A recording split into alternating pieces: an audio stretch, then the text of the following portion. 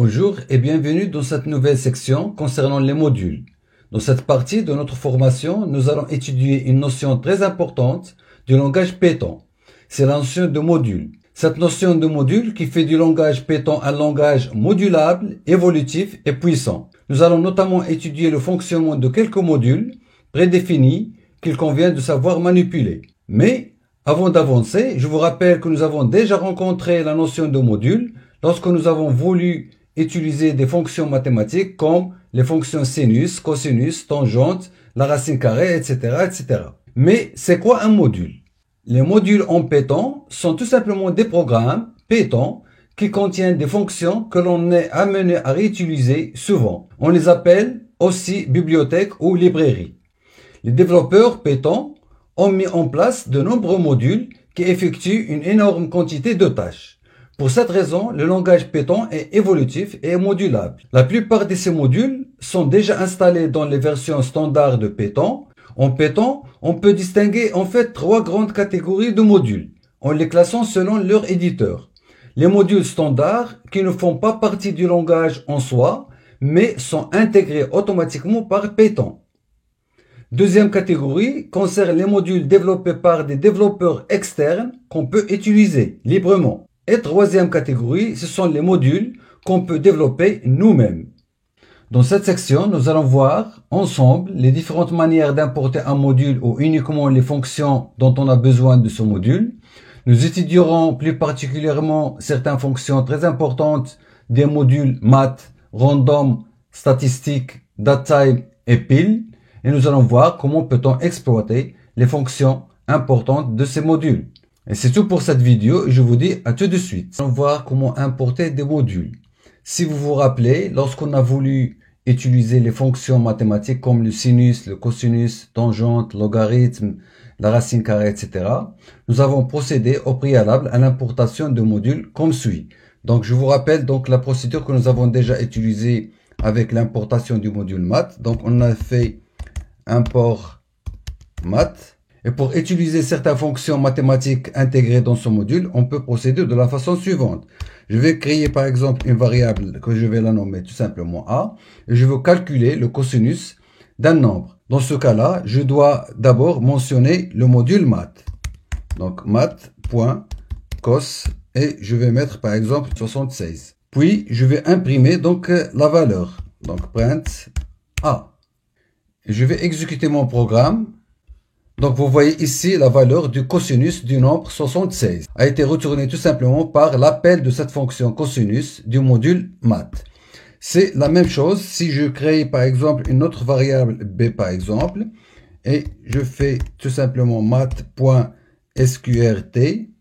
par exemple de 16 tout simplement et j'imprime le résultat print b et j'exécute mon programme. Donc, vous voyez que c'est bien 4. Alors, regardons de près ce code. En fait, la première ligne, par le biais de l'instruction import, permet d'accéder à toutes les fonctions du module math. Ensuite, nous avons utilisé la fonction cosinus, qui permet de calculer le cosinus du nombre spécifié en paramètres, qui est ici, dans notre cas, 76. Mais, remarquez ici qu'on a une écriture de type objet. C'est vrai que jusque maintenant, on n'a pas encore traité la partie concernant la programmation orientée objet en Python.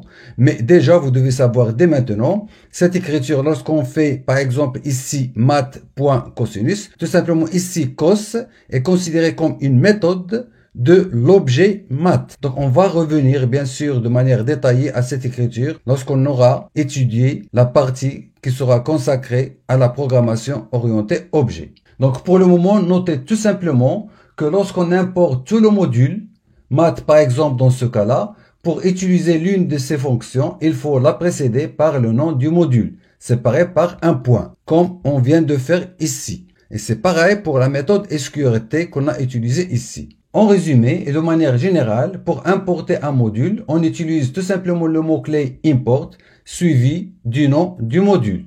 Pour utiliser les éléments du module, fonctions, constantes, etc. du module dans notre script, il faudra écrire le nom du module suivi du point suivi du nom de l'élément qu'on souhaite utiliser. C'est exactement comme on vient de le faire avec la méthode cosinus et la méthode SQRT. Cela donc permet d'éviter les conflits dans le cas où on aurait défini des éléments de même nom que ceux disponibles dans le module. C'est pour cela qu'on doit spécifier le nom de la méthode précédé par le nom du module pour dire tout simplement qu'on souhaite utiliser la méthode de ce module. Mais il y a d'autres façons de faire l'importation si on souhaite importer uniquement certains éléments d'un module. Si on sait à l'avance les éléments du module qu'on va utiliser, on peut importer uniquement ces éléments au lieu d'importer tout le module. Supposons par exemple qu'on a besoin d'utiliser uniquement les fonctions trigonométriques du module maths. Par exemple, les fonctions sinus, cosinus et tangente, ainsi que la constante pi, c'est-à-dire le nombre pi. On peut dans ce cas importer uniquement ces éléments en utilisant le mot-clé from comme suit. Je vais supprimer d'abord ce code et je vais mettre tout simplement from le module maths import et on spécifie les fonctions à utiliser ou bien qu'on souhaite importer. Donc cosinus, sinus, tangente, le nombre pi, et ainsi de suite. Et pour utiliser ces fonctions, on n'a pas besoin de spécifier le module maths. Parce que tout simplement, ici, on a spécifié qu'on souhaite utiliser les fonctions cosinus, sinus, tangente et nombre pi du module maths. Donc, c'est-à-dire, on a spécifié l'importation nommée de ces fonctions. Donc, comment peut-on, par exemple, utiliser la fonction cosinus? Donc, je vais créer une variable que je vais la nommer A tout simplement. Et je peux mettre tout simplement cosinus de 34 par exemple. Et j'affiche le résultat print A. Et vous allez voir que ça va marcher parfaitement bien. Voilà donc notre cosinus du nombre 34. Donc, vous voyez qu'on n'était pas obligé de spécifier le nom du module avant la fonction cosinus. Voilà. C'est pareil, donc si on souhaite par exemple calculer le sinus par exemple du nombre pi sur 2, par exemple, et j'imprime le résultat, je vais exécuter mon programme, vous voyez que c'est 1. Donc bien sûr, sinus de pi sur 2, c'est 1, et ainsi de suite. Donc, vous voyez la différence de l'utilisation des fonctions d'un module selon le mode d'importation qu'on a mis en place. Donc, remarquez que dans ce cas, il est inutile de répéter le nom du module avant le nom de la fonction. Donc, seul le nom de la fonction ou bien le nom de la constante à utiliser qui sont requis pour pouvoir faire les calculs qu'on souhaite. Donc, en résumé, jusque maintenant, nous avons vu deux méthodes d'importation. La première méthode consiste à importer tout le module. La deuxième méthode consiste à importer les fonctions dont on a besoin en les spécifiant de manière explicite lors de l'importation. Il existe une troisième manière d'importation et qui consiste à importer toutes les fonctions d'un module. La syntaxe est simple. Il suffit tout simplement de remplacer ces fonctions qu'on a spécifiées ici par étoile. Donc, je vais tout simplement supprimer ces fonctions et je vais mettre une étoile, un astérisque qui permet de dire à l'interpréteur Python que nous souhaitons importer tous les éléments du module maths. Et dans ce cas-là, nous ne sommes pas obligés de préfixer les fonctions à utiliser par le nom du module. Donc ici, je vais par exemple modifier ce nombre. Je vais mettre tout simplement 56. Je vais ici, au lieu de pi sur 2, je vais mettre par exemple pi sur 4. Je vais exécuter mon programme et nous allons voir le résultat. Donc, vous voyez bien qu'il n'y a aucune erreur et on a pu calculer le cosinus de 56 en utilisant uniquement la fonction cosinus sans la préfixer par le module maths. De même, on a pu calculer sinus de pi sur 4 en écrivant tout simplement sinus de pi sur 4 sans avoir besoin de faire un préfixe du module maths avant la fonction sinus. Donc, vous voyez, donc tout simplement, c'est comme ça qu'on peut faire les calculs. Donc, voici donc les trois manières d'importation d'un module. Soit qu'on va importer le module tout entier, comme nous l'avions fait au début de cette vidéo, soit on peut importer uniquement les fonctions dont on a besoin si on sait à l'avance les noms de ces fonctions, Soit on peut importer tous les éléments du module en spécifiant ici l'astérisque. Donc, from math, import étoile. Et c'est de la même façon, si on a besoin d'importer un autre module portant un autre nom, donc on va remplacer tout simplement ici math par le nom du module à importer. Et si on revient à la première méthode qu'on a vue, c'est-à-dire la méthode qui permet d'importer le module tout entier, donc on a mis donc import math, et on a bien dit que pour utiliser les fonctions ou bien les constantes appartenant à ce module, il faut d'abord les préfixer par le nom du module. Mais au lieu de répéter l'écriture du nom du module avant le nom des fonctions à utiliser, on peut par exemple faire un alias concernant ce module. Donc on peut mettre, au lieu d'écrire uniquement import math, on peut écrire import math as m.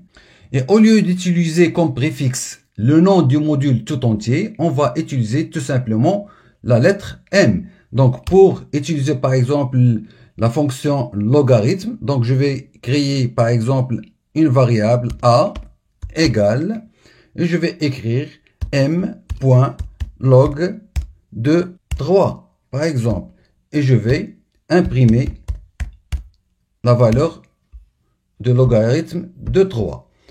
Voilà, c'est-à-dire tout simplement qu'on a remplacé le nom du module tout entier math tout simplement par cette lettre M. Et au lieu de la lettre M, vous pouvez spécifier un autre nom à l'alias que vous souhaitez attribuer au module. Maintenant, exécutez mon programme et vous voyez qu'on a ici la valeur de logarithme de 3. Voici une amélioration de la première méthode d'importation qu'on a vue au début et en spécifiant un alias tout simplement pour le nom du module. Et par conséquent, au lieu d'écrire le nom du module à chaque fois, donc on peut faire référence tout simplement à cet alias qui va préfixer bien sûr tous les éléments appartenant au module. Dans la vidéo précédente, nous avons vu les différentes manières d'importer un module. Et dans cette vidéo, nous allons voir deux notions. La première notion consiste à lister tous les éléments d'un module. Et la deuxième notion consiste à vider la mémoire prise par un module. Voyons d'abord comment lister les éléments d'un module. En fait, il est intéressant de savoir lister les éléments d'un module, comme les fonctions, les constantes, etc. Pour ce faire, il suffit tout simplement d'utiliser la fonction dir, qui prend en argument le nom du module. Voyons l'exemple suivant. Je vais donner l'exemple par le module math que nous avons déjà traité par avant. Donc math. Je vais créer une variable a par exemple. Et je vais mettre tout simplement dir en spécifiant le module math. Et je vais imprimer le contenu de cette variable. Et je vais exécuter mon programme. Donc, vous voyez ici tous les éléments du module math, tout simplement. Donc, les fonctions, les constantes, etc. Donc, vous voyez ici le nombre e, c'est-à-dire le nombre exponentiel, puis la fonction logarithme népérien, puis la fonction logarithme décimal, et ainsi de suite. Donc, l'exponentiel qu'on a ici, les fonctions trigonométriques réciproques, et les fonctions sinus, tangente, cosinus, etc., etc. Donc, vous voyez tous les éléments qui sont contenus dans ce module math. Donc tout simplement c'est grâce à la fonction dir qui permet donc de lister tous les éléments d'un module. Et dans la vidéo suivante, nous allons voir en détail quelques fonctions mathématiques qu'il est intéressant de le connaître dès maintenant. Voilà la première notion que nous souhaitons savoir dans cette vidéo. Et la deuxième notion consiste à vider la mémoire prise par un module. En fait, lorsqu'on fait l'importation d'un module, il occupe une certaine place de la mémoire. Pour cela, si vous voulez vider de la mémoire un module déjà chargé, vous pouvez donc utiliser tout simplement l'instruction del. Je vais supprimer ce code et je vais mettre par exemple la variable a et je vais calculer par exemple math.log de 1 par exemple, tout simplement. Et je vais imprimer donc le contenu de cette variable, je vais exécuter mon programme. Vous voyez que c'est 0, logarithme de 1, c'est 0. Ici, je mets maintenant l'instruction del math et j'exécute mon programme. J'obtiens toujours le résultat, tout simplement parce que l'affichage du contenu de la variable a été exécuté avant que je fasse appel à cette fonction del math. Mais Si maintenant je vais mettre par exemple une autre variable, b par exemple, qui est égale à math.sqrt, par exemple la racine carrée de 25 par exemple, et j'exécute mon programme et nous allons voir qu'est-ce que ça va donner. Voilà, qu'est-ce que vous voyez? Ben, tout simplement, à cause de cette instruction, b égale math.sqrt de 25, l'interpréteur Python nous a retourné une erreur pour nous dire que le nom math n'est pas défini, tout simplement. Parce que, en fait, on a ici, cette ligne de code a permis de supprimer l'importation du module math. C'est-à-dire, on a vidé la mémoire de ce module. Et par suite, si on exécute certaines fonctions qui appartiennent à ce module math, donc l'interpréteur Python va nous retourner des erreurs. Voici les deux notions objets de cette vidéo et je vous dis à tout de suite. Bonjour, après avoir fait le tour sur ce qui est un module, comment l'importer et utiliser ses fonctions, nous allons étudier rapidement quelques modules Python standard et nous allons commencer dans cette vidéo par le module math. Comme nous l'avons déjà vu, le module math nous fournit un accès à de nombreuses fonctions permettant de réaliser des opérations mathématiques. Mais en plus des fonctions que nous avons déjà traitées, je vous montrerai d'autres fonctions qu'il est bon de savoir. Donc pour pouvoir utiliser le module math, donc on va d'abord l'importer. Je vais mettre tout simplement import math et je vais faire un alias as_m par exemple. Et on va utiliser une fonction. Jusque maintenant, nous n'avons pas encore eu l'occasion de la traiter. Je vais créer une variable a égale et je vais faire appel bien sûr à l'alias m point et la fonction c'est cell. Voilà. Et je vais mettre par exemple un nombre 35,8 et on va voir qu'est-ce que ça va donner. Donc je vais mettre un print du contenu de la variable a et je vais exécuter mon programme. Donc le nombre qu'on a spécifié c'est 35,8 et le nombre qui a été retourné c'est 36. Si je vous donne un autre exemple, b égale toujours m.cell de par exemple 41,9 et je fais un print de b, j'exécute mon programme. Qu'est-ce que vous voyez? Donc c'est 42. Ben tout simplement la fonction cell renvoie la partie entière par excès au nombre spécifié en paramètre, c'est-à-dire le plus petit entier supérieur ou égal au nombre qu'on a spécifié en paramètre de la fonction ou bien la méthode cell, tout simplement. Le plus petit nombre entier qui est supérieur ou égal à 35,8, c'est 36. Et le plus petit nombre entier qui est supérieur ou égal à 41,9, c'est 42. Si on applique la fonction sur, par exemple, 54,5, va nous donner 55, et ainsi de suite. C'est-à-dire que la méthode cell nous renvoie tout simplement le plus petit nombre entier qui est supérieur ou égal au nombre spécifié au paramètre. Je vais supprimer ce code et je vais faire appel à une autre méthode. Donc je vais mettre par exemple toujours la variable a par exemple égale et je vais mettre m point toujours l'alias du module math et je vais mettre floor. Voilà, et je vais spécifier par exemple 12,8. Je vais mettre un print de A. Et j'exécute mon programme. Donc, on a obtenu 12. Et je vous demande de réfléchir à quoi correspond 12. Puis, je vais mettre B par exemple égale m.floor de par exemple 79,3. Et je vais imprimer donc le contenu de B et on va voir. Donc je vais exécuter mon programme, ça donne 79. Donc tout simplement, qu'est-ce que vous remarquez? Donc la fonction floor nous retourne tout simplement la partie entière du nombre spécifié en paramètre, c'est-à-dire tout simplement, c'est-à-dire le plus grand nombre entier inférieur ou égal au nombre spécifié en paramètre.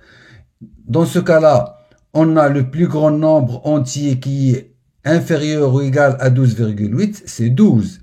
Le plus grand nombre entier qui est inférieur ou égal à 79,3, c'est 79. Et ainsi de suite. Tout simplement, c'est-à-dire c'est la partie entière du nombre spécifié en paramètres. Je vais supprimer maintenant ce code pour vous montrer d'autres méthodes mathématiques. Je vais mettre a, la variable a égale, et maintenant je vais faire appel à une méthode, c'est la méthode qui va permettre de retourner la valeur absolue, tout simplement. Donc f abs, et je spécifie par exemple la valeur moins 54, et je vais imprimer cette valeur. Donc j'exécute mon programme et nous allons obtenir donc 54, parce que tout simplement la valeur absolue de moins 54 c'est 54. Si on a un nombre positif en paramètre, donc on va obtenir le même nombre bien sûr. Donc ici par exemple je vais mettre b égale m.f abs de par exemple 32,6, un nombre positif, et je vais imprimer le résultat de B. J'exécute mon programme, donc c'est 32,6. FABS, donc c'est tout simplement c'est la valeur absolue du nombre passé en paramètres. Je vais donner aussi l'exemple de l'exponentielle et je vais mettre tout simplement donc m.exponentielle et je spécifie en paramètre le nombre pour lequel je souhaite calculer son exponentielle. Je vais mettre par exemple 2,6 par exemple. Je fais un print du contenu de la variable a et j'exécute le programme. Et voilà, nous avons obtenu ici donc le nombre qui correspond à la valeur de la variable a, c'est-à-dire à l'exponentielle de 2,6. Et c'est comme ça qu'on calcule l'exponentielle d'un nombre, tout simplement. Voilà, maintenant je vais supprimer ce code. Je vais créer une autre variable a, par exemple, égale m.factoriel de 6. Voilà, et je vais imprimer la valeur de cette variable, donc print de a. J'exécute mon programme. Donc c'est 720, c'est-à-dire tout simplement la factorielle 6, c'est 6 fois 5 fois 4 fois 3 fois 2. Voilà, c'est ça la définition mathématique du factoriel d'un nombre. C'est 6 fois 5 fois 4 fois 3 fois 2 fois 1. Si à la place de 6, je vais mettre tout simplement un 3. Donc factoriel 3, c'est 3 fois 2 fois 1. Donc il doit nous donner 6 tout simplement. J'exécute mon programme. Donc voilà, c'est 6. Donc parce que c'est 3. Factoriel 3, c'est 3 fois 2 fois 1. Puis, donc, je vous donne un autre exemple. Donc, je vais supprimer ce code. Je vais mettre un m point et je vais faire appel à GCD. C'est-à-dire tout simplement, c'est le plus grand commun diviseur de deux nombres. Donc, je vais mettre par exemple 18, virgule, et je vais mettre 76, par exemple. C'est-à-dire tout simplement, GCD permet de calculer le plus grand commun diviseur de deux nombres. Donc, je vais imprimer le résultat. J'exécute mon programme et vous voyez que c'est 2. C'est-à-dire, le plus grand commun diviseur de 18 et 76, c'est 2, tout simplement. Voilà, ce sont quelques exemples de fonctions mathématiques. Il en existe plein d'autres, comme nous l'avions déjà vu dans la vidéo précédente, à l'aide de la fonction dir, qui a permis de lister toutes les fonctions et toutes les constantes du module maths. Je vous conseille à chaque fois que vous avez besoin d'utiliser certaines fonctions mathématiques, de visiter donc la documentation Python. Voilà, et c'est tout pour cette vidéo. Je vous dis à très bientôt. Dans cette vidéo, nous allons voir un nouveau module. C'est le module random, qui permet de générer des nombres pseudo-aléatoires. En fait, ce module implémente des générateurs de nombres pseudo-aléatoires pour différentes distributions. Et nous allons tout de suite utiliser la fonction random, qui est la plus utilisée du module, et qui permet de générer un nombre à virgule flottante aléatoire de façon uniforme dans la plage semi-ouverte 0, 1, comme nous allons le voir. Donc, pour pouvoir utiliser ce module, donc on doit d'abord l'importer. Donc, on va mettre tout simplement import random. Et nous allons préciser un alias pour simplifier les écritures. Donc, je vais mettre tout simplement R. Donc, mais vous pouvez mettre ce que vous voulez. On va commencer par étudier la fonction random. Je vais créer une variable que je vais la nommer A par exemple. Et je vais mettre R.random. Voilà. Et je vais afficher le contenu de cette variable A. La fonction random ou bien la méthode random permet de générer un nombre aléatoire de façon uniforme qui est compris entre 0 et 1, avec 1 et exclu. Donc je vais exécuter mon programme plusieurs fois pour voir les valeurs qui seront générées par cette méthode random. Donc on a ici 0,74, etc. Puis 0,9, 0,57, et ainsi de suite. Donc vous voyez que cette méthode random permet tout simplement de générer des valeurs de manière aléatoire et qui sont compris entre 0 et 1. Je souligne que 1 n'est pas inclus. C'est-à-dire que la méthode ne peut pas générer un nombre égal à 1, tout simplement. Mais il peut générer un nombre égal à 0. 0, il est inclus. Et on va utiliser maintenant une autre méthode qui s'appelle uniforme, mais qui nous permet de générer un nombre aléatoire compris entre deux nombres spécifiés en paramètres. Donc je vais mettre ici, au lieu de random, je vais mettre tout simplement uniforme. Et je vais spécifier deux nombres, par exemple 12,54. Voilà, dans ce cas-là, donc cette méthode va générer un nombre aléatoire à virgule, bien sûr, flottante, et qui est compris entre 12 et 54. Donc, il peut donner un nombre égal à 12, comme il peut donner un nombre égal à 54. C'est-à-dire les deux nombres sont inclus et peuvent être choisis de manière aléatoire. Voilà, je vais exécuter mon programme. Donc, vous voyez ici 22,39, etc., 25, 45, 41,44, et ainsi de suite. À chaque fois que j'exécute mon programme, j'obtiens un nombre de manière aléatoire, compris entre les deux nombres 12 et 54. Mais, au lieu de 12 qui est inférieur à 54, on peut spécifier le premier nombre sera, par exemple, 30, et le deuxième nombre sera plus petit que ce nombre. Donc, par exemple, 10. C'est-à-dire l'ordre des nombres qu'on spécifie en paramètres, donc, n'a pas d'importance. Tout simplement, dans ce cas-là, on va générer des nombres aléatoires qui sont compris entre 10 et 30. Donc, voilà. De la même manière, donc, vous voyez ici 22, 25, 15, 22, ainsi de suite. 18, 11, ainsi de suite. Puis, dans ce qui suit, nous allons voir une autre méthode très utilisée qui permet en fait de générer des nombres aléatoires mais de type entier. Donc, c'est la méthode randint. Donc, je vais tout simplement ici modifier cette méthode et je vais mettre randint. Et je spécifie les deux valeurs entre lesquelles je souhaite obtenir un nombre aléatoire, mais il est entier, de type entier.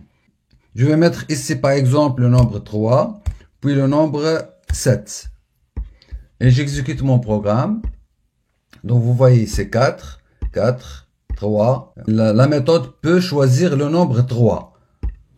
Puis, ainsi de suite. Donc, et aussi 7. C'est-à-dire, les nombres qu'on spécifie ici en paramètres peuvent être choisis en tant que nombre aléatoire par la méthode randint. Donc, à la différence entre randint et uniforme, tout simplement pour uniforme permet de choisir un nombre aléatoire à virgule entre les deux nombres spécifiés en paramètres, alors que randint permet de générer un nombre aléatoire mais de type entier qui est toujours donc compris entre les deux nombres spécifiés en paramètres. La dernière méthode que je souhaite vous montrer dans cette session, c'est la méthode shuffle qui permet en fait de mélanger les éléments d'une séquence. Donc, je vais d'abord créer ici une séquence. Donc, je vais mettre par exemple B égale la liste suivante. Je vais mettre par exemple 1, 7, 56, 3, 0, 10, voilà. Et je vais mettre ici A. Je vais faire appel à la méthode shuffle. Donc R.shuffle. De quoi? De B. Ici, on ne va pas imprimer A. Donc je vais supprimer ici print de A. Et je vais mettre B. Pourquoi? Ben, tout simplement, la méthode shuffle permet de mélanger la séquence spécifiée en paramètres, qui est dans notre cas la liste B, mais sans créer une nouvelle instance. C'est-à-dire, le mélange sera fait sur place, c'est-à-dire au niveau de la liste B. C'est-à-dire, l'ordre des éléments de la liste B sera modifié. Alors que la méthode shuffle ne renvoie aucune instance. C'est-à-dire ici, on peut supprimer le A. Donc, on n'a pas besoin de mettre A égal. Tout simplement, on va faire appel à la méthode shuffle sur la liste B. C'est-à-dire, on souhaite mélanger les éléments de la liste B. Et le mélange sera fait sur la liste B. Donc, on va voir ici, on va mettre print B. Et je vais exécuter mon programme. Voilà, donc vous voyez que l'ordre des éléments de la liste B a été modifié. Si j'exécute une nouvelle fois, donc vous voyez que chaque fois, l'ordre des éléments est modifié. Mais je souligne encore une fois que la méthode shuffle ne renvoie aucune instance. Si je vais mettre par exemple ici A égale et j'essaye d'imprimer par exemple print A, vous allez obtenir qu'on va rien obtenir. Donc on va obtenir none.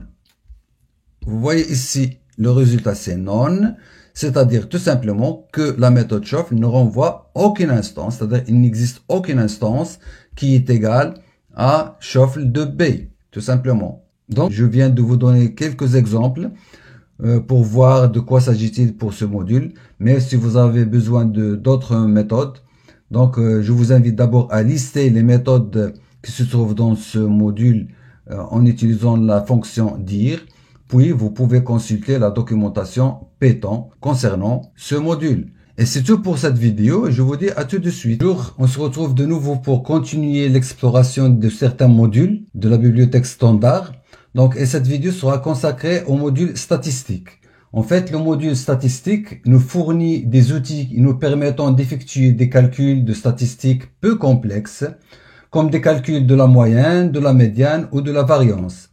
En fait, ce module n'est pas pensé comme substitut à des bibliothèques spécialisées et plus développées comme la bibliothèque NumPy, par exemple. Et ce module ne renferme pas des fonctionnalités puissantes comme celles proposées dans des logiciels spécialisés en statistique.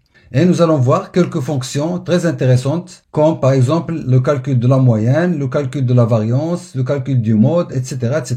Et nous allons commencer tout de suite par la méthode qui permet de calculer la moyenne.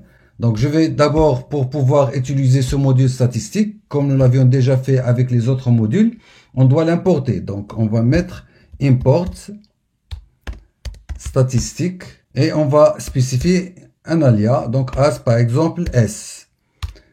Et je vais créer une variable, je vais la nommer par exemple A, et je vais spécifier une liste d'éléments par exemple.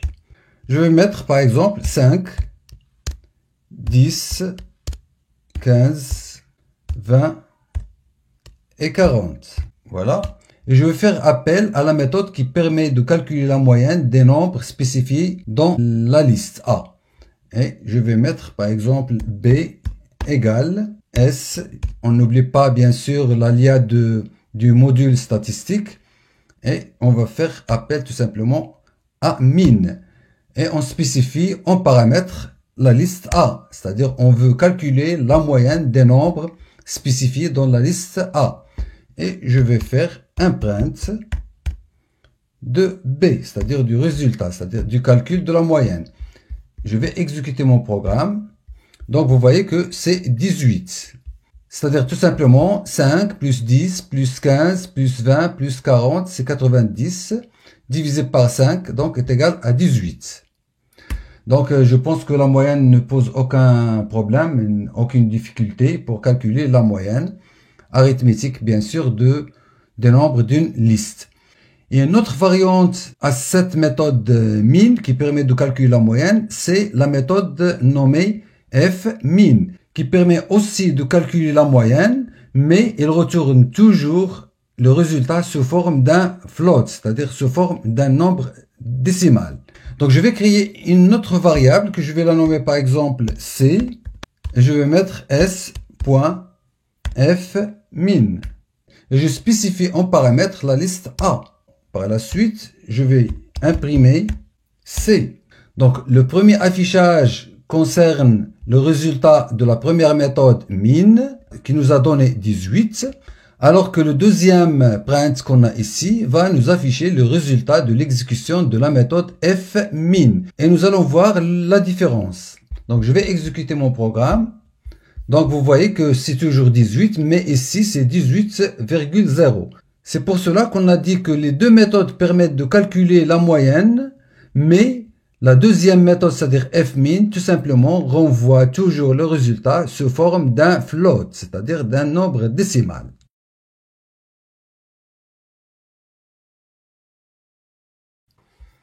Voyons maintenant une autre méthode, c'est la méthode médiane, qui permet de renvoyer la médiane, c'est-à-dire la valeur centrale de données numériques, en utilisant la méthode classique connue en mathématiques et en statistique, c'est la moyenne des deux nombres qui sont au milieu, après avoir bien sûr classé les nombres. Je vais supprimer ce code, je vais conserver la liste qu'on a ici, et je vais mettre tout simplement un B égale, et je vais faire s.médian, c'est-à-dire la médiane tout simplement, de A.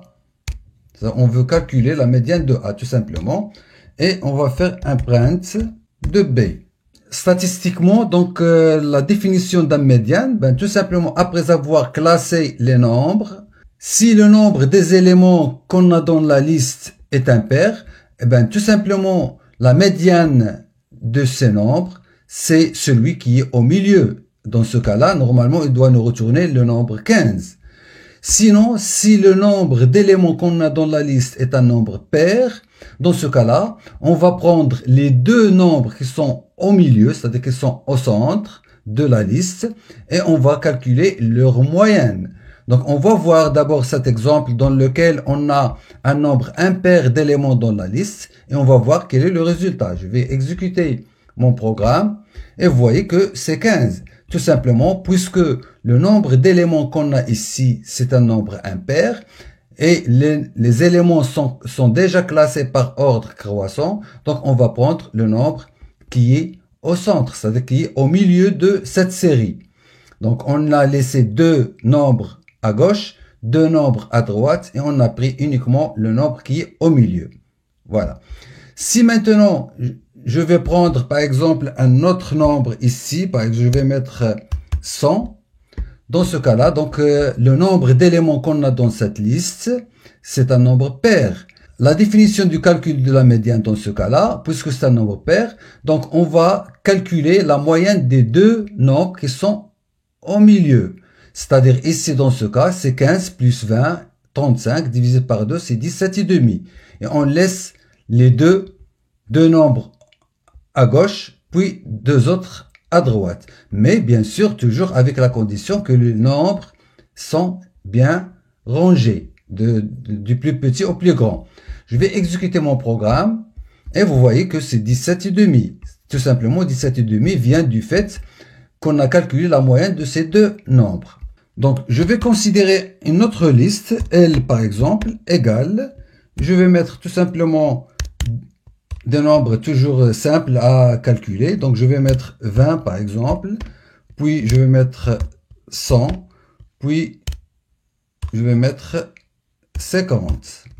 Donc, je vais calculer la médiane. Donc, je vais mettre C par exemple, égale S.médian de L. Et je vais imprimer le résultat, c'est-à-dire C. Donc, maintenant, le nombre 17,5 concerne le premier print qu'on a ici. Et on va voir qu'est-ce que ça va donner ce second print qu'on a ici. Donc, je vais exécuter mon programme. Donc, vous voyez que c'est 50. Pourquoi 50? Tout simplement, lorsqu'on va ordonner les nombres qu'on a ici dans cette liste, on aura 20, puis 50, puis 100, du plus petit au plus grand.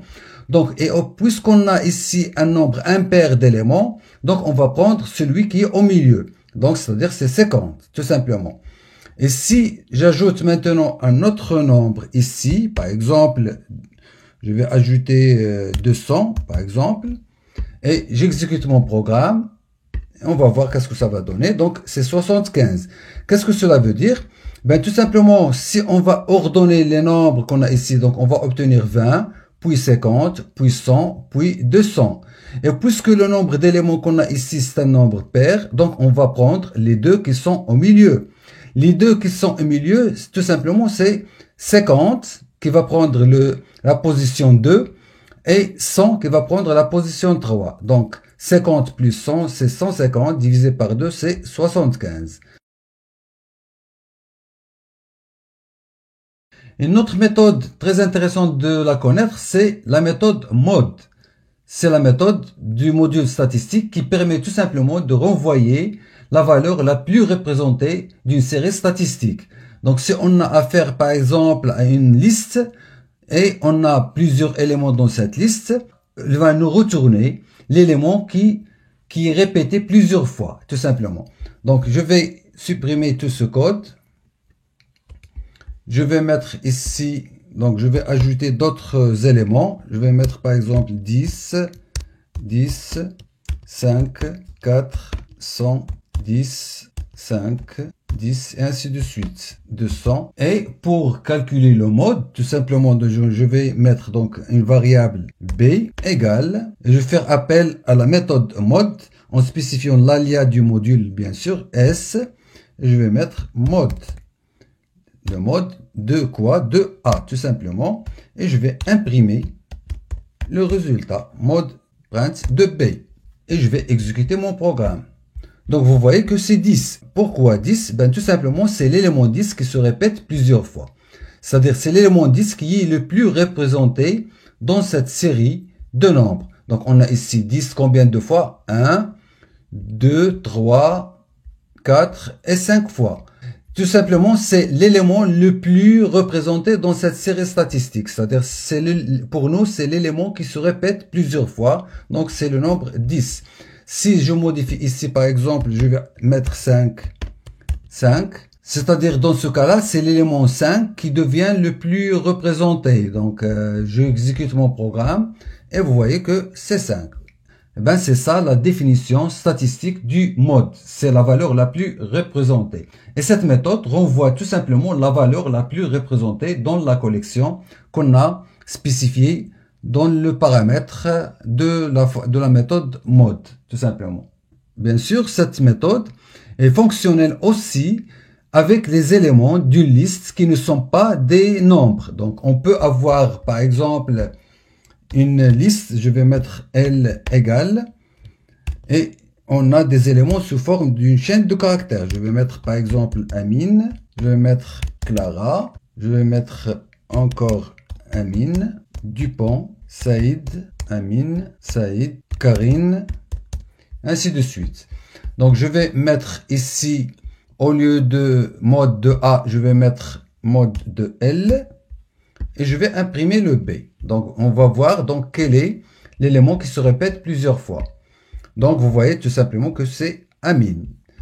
Voilà, donc je pense qu'il est clair que tout simplement la méthode mode renvoie l'élément qui se répète plusieurs fois, c'est-à-dire celui qui est le plus représenté dans cette séquence, tout simplement. Ici, nous avons c'est Amine qui se répète plusieurs fois, 1, 2 et 3.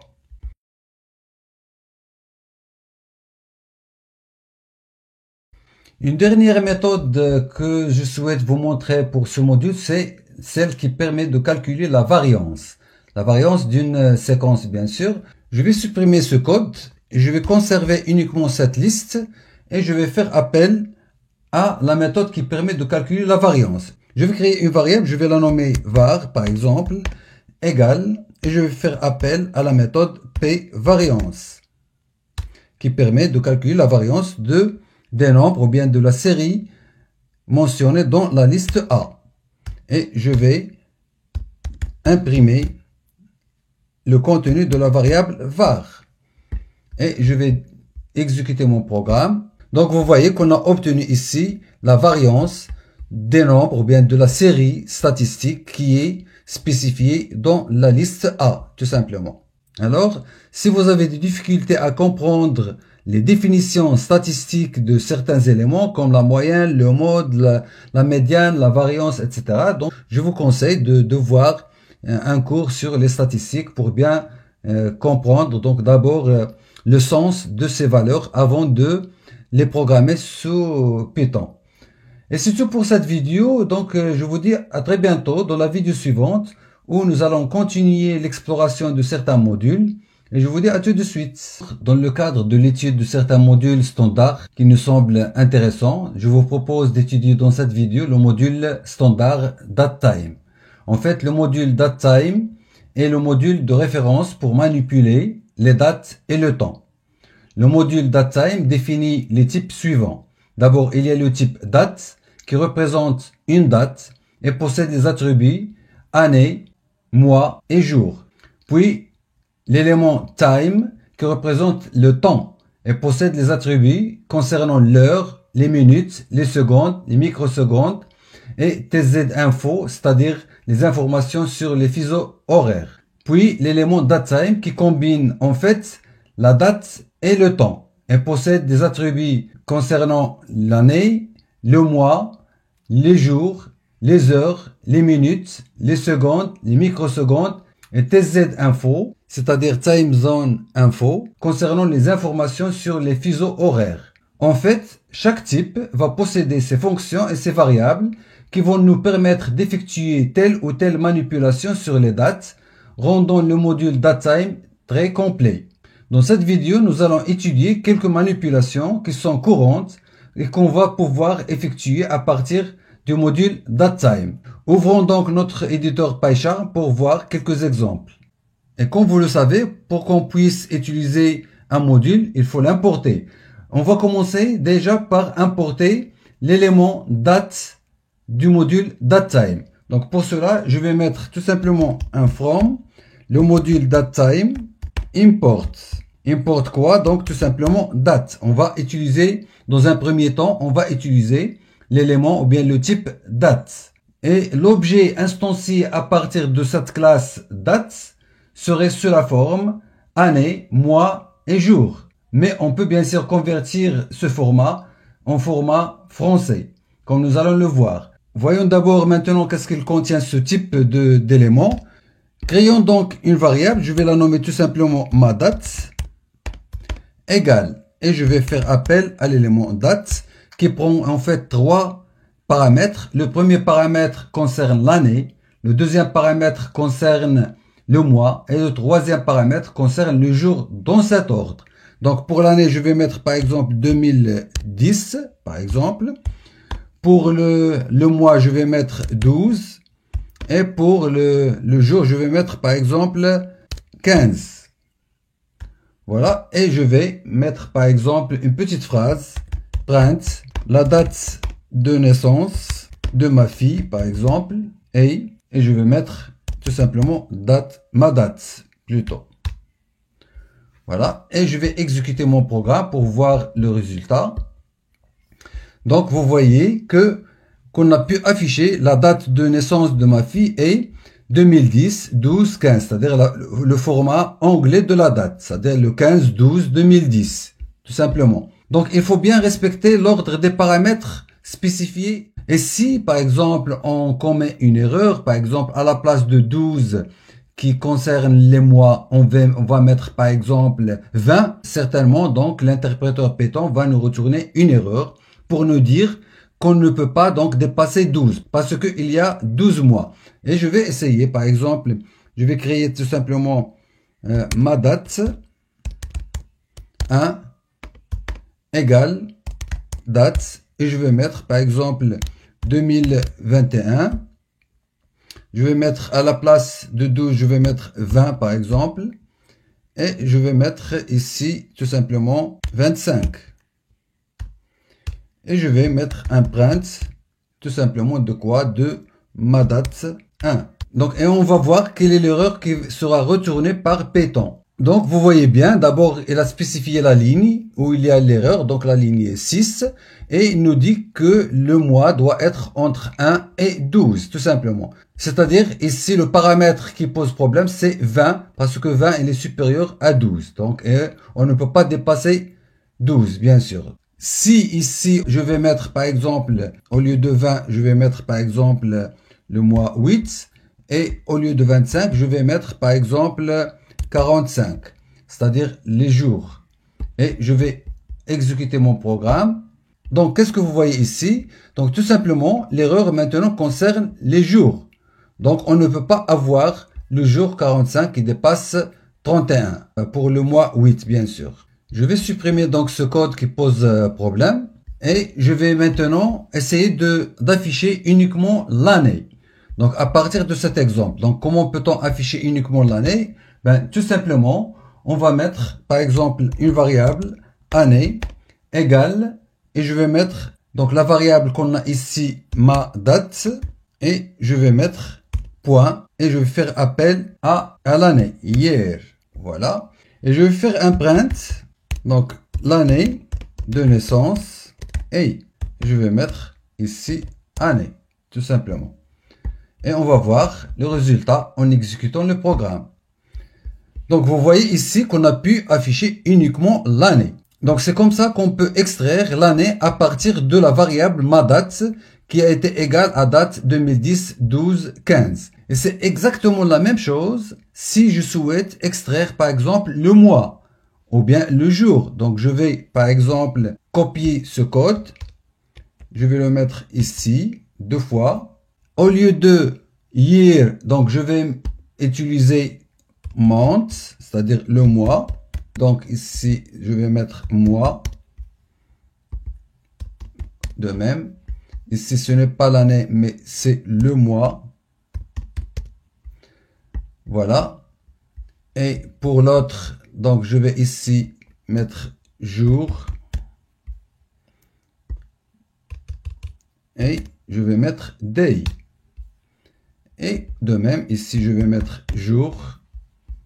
Et ici, je vais mettre le jour. Voilà. Donc, c'est-à-dire tout simplement, pour extraire l'année, donc on va faire appel à year en l'appliquant sur la variable qui stocke bien sûr la date. Et pour extraire le mois, donc on va utiliser month appliqué sur la variable qui stocke la date. Et pour le jour, on va faire appel à day. Tout simplement, je vais exécuter mon programme. Et vous voyez, l'année de naissance est 2010, le mois de naissance est 12 et le jour de naissance est 15. Tout simplement. Donc, c'est comme ça qu'on peut extraire donc les éléments d'une date, le jour, le mois et l'année. Mais supposons maintenant qu'on souhaite écrire un format français de la date. Je vais supprimer d'abord ce code et on va travailler uniquement avec cette date qu'on a ici, donc ma date.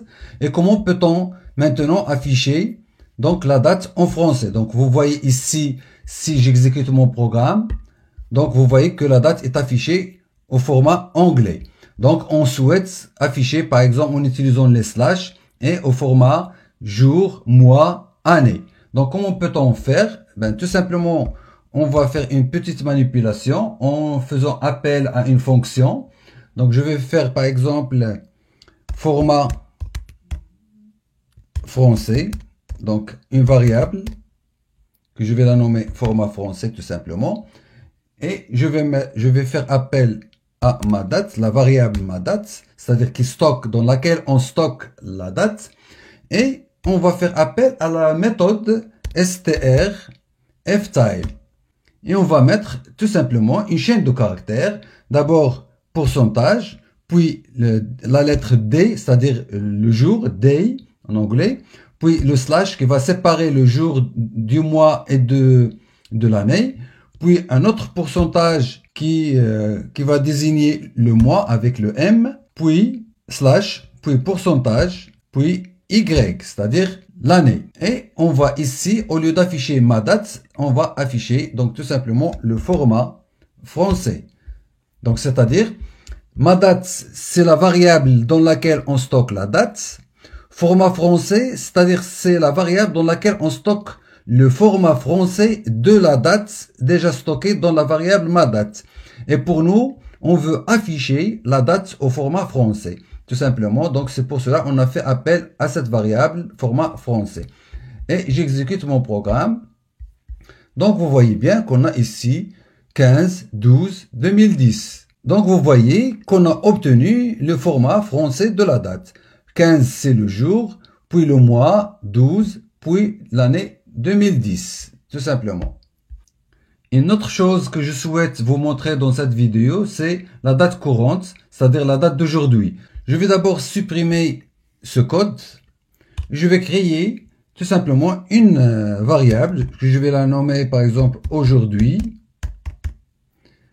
égale, et je vais mettre tout simplement date.today, c'est-à-dire la date d'aujourd'hui, et je vais l'afficher.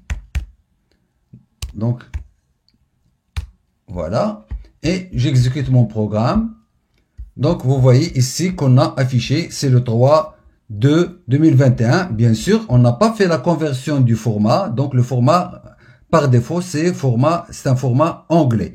Mais si on souhaite récupérer la date d'aujourd'hui au format français, ben tout simplement on peut faire appel à la même méthode qu'on a utilisée précédemment, strftime, et on spécifie une chaîne de caractères, pourcentage, puis donc le jour, day, puis slash, puis pourcentage m, c'est-à-dire le mois, slash, pourcentage y, c'est-à-dire l'année. Et on va voir le résultat. Je vais exécuter mon programme. Et donc vous voyez qu'on a ici, c'est le 3/2/2021, tout simplement. Donc vous remarquez ici qu'on a pour l'année, on a écrit uniquement 21. On n'a pas écrit 2021. Si on souhaite écrire l'année tout entière, c'est-à-dire 2021, tout simplement, au lieu de mettre Y en minuscule, donc on va mettre Y majuscule. Donc je vais mettre Y en majuscule et je vais exécuter mon programme. Donc vous voyez qu'on a ici, c'est le 3 février 2021. Donc c'est comme ça qu'on peut récupérer la date d'aujourd'hui et on peut la mettre facilement sous ce format français. Soit qu'on affiche l'année tout entière 2021 ou bien uniquement 21, donc selon vos besoins. Et c'est tout pour cette vidéo concernant le type date. Et dans la vidéo suivante, nous allons voir un autre type, c'est le type time. Et je vous dis à très bientôt. Bonjour, dans la vidéo précédente, nous avons vu quelques éléments de la classe date concernant le module datetime.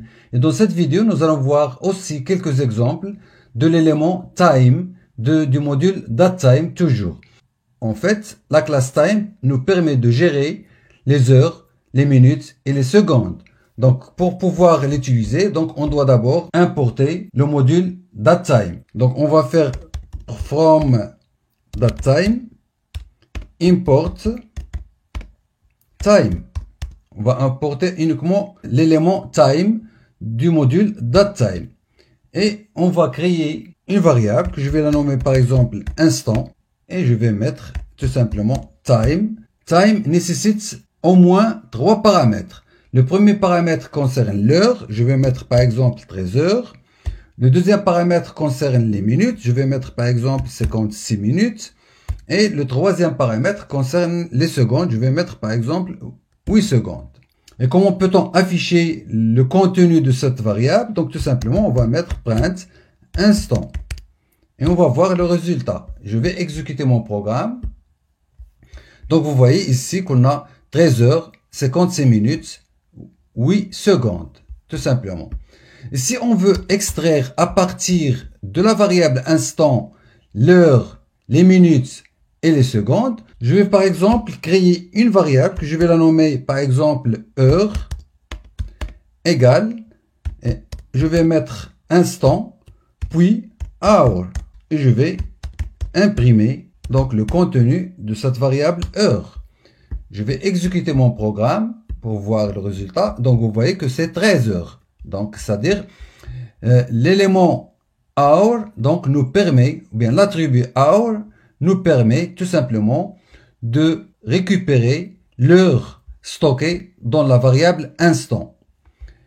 Et c'est de la même façon, si je souhaite par exemple récupérer les minutes, donc je vais mettre par exemple mn, minutes tout simplement, égale, et je vais faire appel à la variable instant qui stocke le temps, donc instant, point, Puis, je vais mettre minutes. Parce que je souhaite récupérer les minutes. Je vais mettre print mn.